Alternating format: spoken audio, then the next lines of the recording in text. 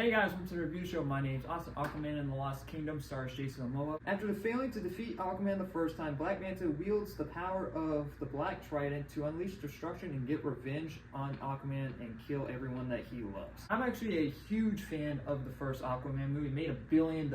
I really like that movie a lot. It was in a time period of the DCEU where everything was just dark. There was no light or anything, no fun. And this was one of the first movies. Besides, I guess, Wonder Woman, there was fun things in Wonder Woman, but still a pretty dark, serious type of movie. This was the first one to bring light to the DCU, to have fun, and just go crazy. Because Aquaman is a character that you cannot take serious. Like, it's, honestly, it's a guy that talks to fish. And he's always like the punchline in every joke in the DC universe or comic books or anything, or skits that you see on like Instagram or YouTube. I don't see Aquaman being taken as a serious character, so I was really actually excited for Aquaman the Lost Kingdom because it looked like dumb fun. The trailers actually looked really good. Unfortunately, the movie sucked. When I first watched the movie, I was like, okay, this is not that bad. It's watchable, I guess. No, it's fucking awful. This movie is bad, dumb. Not dumb fun, just dumb. So at the end of the last movie, Aquaman, in the previous movie, Aquaman wanted to do nothing with Atlantis. He didn't want to have, to be the power of the king, but he ended up to basically have to take the throne just to bring the kingdoms together because he has no choice. And so, and it seems like we took a backward step in the story in this one, where Aquaman just sees it as a job, something that he didn't really want to do. It's like, whatever. And by the end of the film, he's still the same fucking character. No one goes through any character arcs in this film. The only one that you can really see go through a character arc is Patrick Wilson.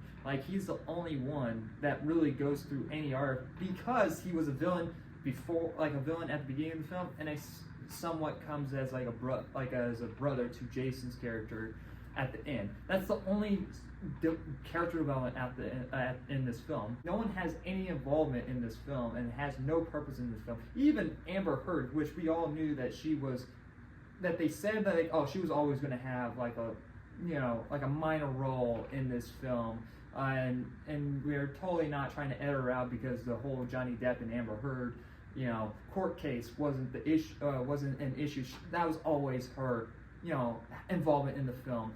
Fuck off. I don't believe you. There's a plot in the film that involves their kid. You're telling me that she's not going to want to be involved more than she wanted to be? I highly doubted that. And especially with all the reshoots that went on, and the test screenings, this movie was just destined to fail. And I was trying to give it hope. I was like, I really wanted to like this film. And there was moments that I do like. I like Jason Momoa and Patrick Wilson on screen together because they actually have good chemistry, and Patrick Wilson is a great actor. That's the stuff I liked, but there was not enough of it. It was maybe 20 minutes of it in the film, and of them focusing on this subplot. Oh, we got to go here before this happens with climate change. And next it all gets thrown in the last 10 minutes of the film. It's like, wait, so you made us watch this for it just to be thrown away?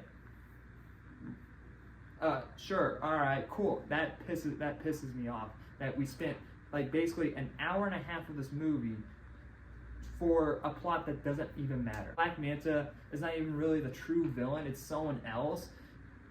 He is basically a henchman, once again, because he wants to get revenge on Aquaman for killing his dad. It's literally the same plot from the last film, but even more messy because whoever fucking edited this film sucks at editing. They don't know how to let scenes play out.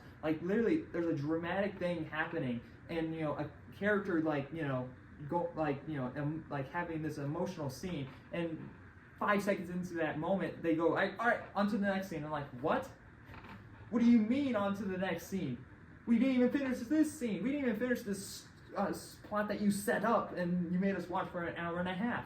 This movie basically needed another 30 minutes like the first one, because I believe the first one was 2.5 hours long. This one feels way too short, even though it's 2 hours long.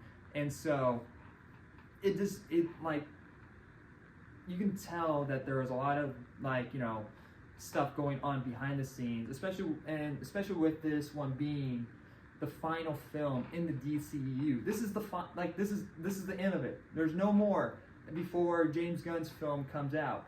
And so, and it goes out not with a bang, with a fun adventure fighting bang. It goes all out on a whimper. It's just, and that's unfortunate because I like some of the DC films. I like Man of Steel. I like Wonder Woman. I like the first Aquaman. I like Shazam. I like the James Gunn Suicide Squad. Like, there's so many films in this universe that I like because they're fun, because they're actually written well. And so I even like Blue Beetle, a movie I didn't think I was gonna fucking like because it was supposed to originally go on streaming. And I like that film, and that was fun. This one wasn't. This was just boring. There's some more positives to the film. It's not all negatives. Like, you know, when you see James Wong do his thing, like, there's stuff in this film that let James Wong be James Wong. Like, there's one scene, like, with Black Manta, and it's completely dark, and his eyes glow up in red and illuminating the room. Like, that's a cool scene.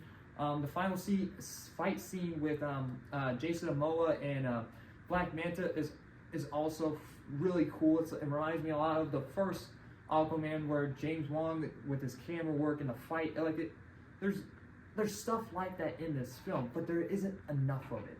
I'm gonna give Aquaman and the Lost Kingdom a D+.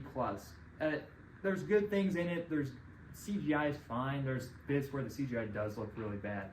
The fighting when is there is good. The dynamic with Jason Momoa and Patrick Wilson is great.